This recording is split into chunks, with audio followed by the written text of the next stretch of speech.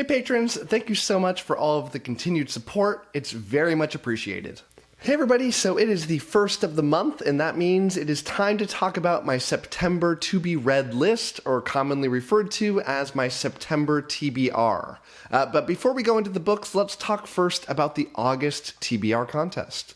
So each month I run a contest where you predict how I will score all the books that I will read in the upcoming month. The top 3 spots, like quote-unquote win, and the winners are highlighted in my TBR video. So you don't have to get first place to win, you just gotta get top 3. And if you win twice, you get to pick a book for me to read and review. Since the start of the contest, we have now had 19 different winners, and we finally had somebody win twice in this past month. So last month, we had 238 different contestants. This is up from 188 the month before, so every month we're getting more and more contestants. I might eventually have to make like a top 5 win or something if we get too many to give you a chance, but clearly it's kind of right because we already had somebody win. But I really hope that you will join this month. Click the link down below in the description to officially submit your picks. It's really easy. And then join the Discord at the link below to follow along every month, every time that I finish a book. I post a status update on the rankings, and we talk about them. It's really fun, like, system that we've got in place. Think of it as like fantasy football, but like fantasy books. So the winners for this past month, the gold medal goes to Anna A.Z., who got 8 out of 11 correct and was only off the average score by 0.2. The silver medal goes to GP, who also got 8 out of 11 correct and was off by an average score of 0.3.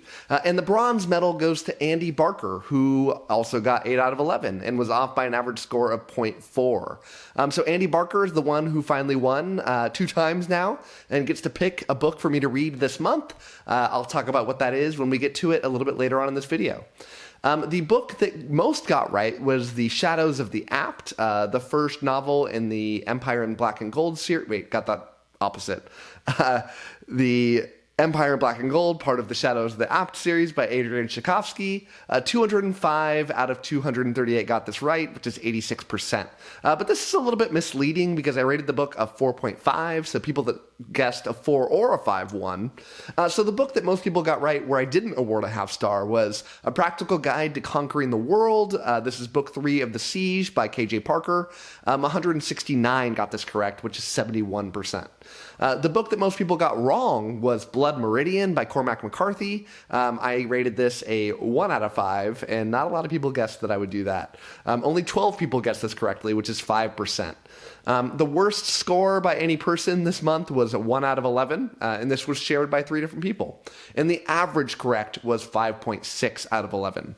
So now let's go over the books. If you are going to enter the contest, you want to pay attention to what I have to say, because I'll give you a little bit of a hint on what I'm thinking about these books and tell you what I'm personally going to rank them when I enter the contest, because I always enter the contest as well. So the first book is Dragonfired. This is the final book in the Dark Prophet trilogy by J. Zachary Pike. I'm doing this in ebook. I should finish it up on the 5th. This is 675 pages and 190,000 words. And I'm going to predict a 4-star for this one. The first book, Orconomics, I gave it a very easy 5 stars. I don't know that I've laughed harder at certain points of that book than I have when I read it. I don't know that, like, start to finish it was the funniest book that I've ever read, but there were sequences where I was audibly laughing out loud, not just like, you know, like hard laughing. And I loved it. It was a great satire on like the economic system and like banking and just a fun Dungeons and Dragons-y type story.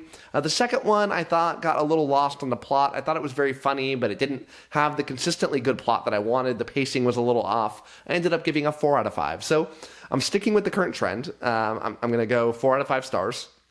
I have started reading this already. I haven't read much, though. I've only read like 75 pages or so, and I'm liking it. I'd say right now, so far, it's in that 4 to 5 range, so that's a decent prediction, but who knows? Maybe it'll be less. The next book is Into the Labyrinth. This is book 1 of the Mage Errant series by John Bierce. I'm doing this one in ebook as well. I should finish this up around the 6th. It's only 216 pages and 56,000 words. And again, I'm doing a 4-star prediction. This book was actually the Patreon raffle pick. So on my Patreon, if you're a member of that, you could submit books. And every month I do a big spin the wheel thing online, and whatever the wheel lands on, I have to read and review that book, even if I don't think I'm going to like it. Luckily, I have been kind of excited to read this, and this one was already on my list of books that I wanted to eventually get to, because it is a progression fantasy, and I find myself really, really loving progression fantasy stories. Now, so why am I not guessing that I'm going to give this 5-star? Because I've heard also that this book has a lot of YA tendencies to it, and I don't normally love that kind of thing. Now, I did love Mother of Learning, which had a lot of YA things associated with it as well, and that was a progression fantasy. I think I gave the first book a 4, and then the following 2 I gave 5 out of 5s. So who knows? But I think I'm hedging my bets here, and I'm going to go 4 out of 5.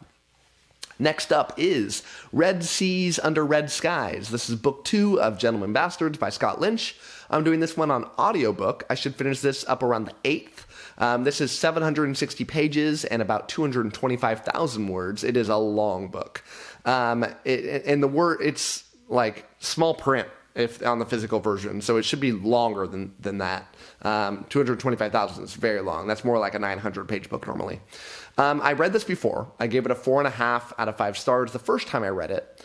And since I'm almost guaranteed to like this book at least a 4 out of 5 stars, it would make voting on this pointless, because all you would have to do is vote 5, and you're pretty much guaranteed that I'm going to win, because if it gets 4.5 or a 5, then you would get the point. So we're doing it a little bit differently. And the way this works is instead of voting 1 through 5 on this on the TBR sheet, on the contest, you're going to say, will I like this more than the first time I read it? Will I like it the same as the first time I read it? Or will I like it less than the first time I read it? And I don't know, honestly. The things that I didn't like about it was the ending. I felt the ending was incredibly rushed. I felt like the pacing was a little bit off. And that was a problem. But I loved so many other things about it. I love the plot. I love seafaring adventures, which is at its heart, what this is. It's kind of a pirate tale. But the pirate stuff doesn't start until like halfway through the book. So who knows? And I'm personally going to guess that I will like it the same. So next up is Blood Song. This is book 1 of Raven's Shadow by Anthony Ryan. I'm doing this one on ebook. I should finish this up around the 11th.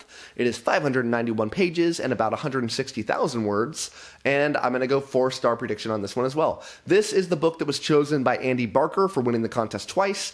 I don't really know much about this book. I do know that it was on my list of books to read. I think, if I'm remembering correctly, that this book was on the top 100 best fantasy books according to you. I did a big survey with like 500 plus people that submitted picks, and this made the list. And it was, not like 100. It was like, closer to like 60-ish, I want to say. I'm probably wrong about that. But I was shocked because I'd never really heard about it very much. And I instantly put it on my TBR to read sometime in the next year or two. So I'm glad that he picked this, because I get to read it sooner than I planned. But honestly, I don't know anything about this. I do think it has the tag of like epic fantasy on Goodreads, but Goodreads also does a lot of misappropriately labeling things. So who knows? But yeah, I'm guessing 4, because 4 is about my average rating that I give. So if I don't know, I guess 4.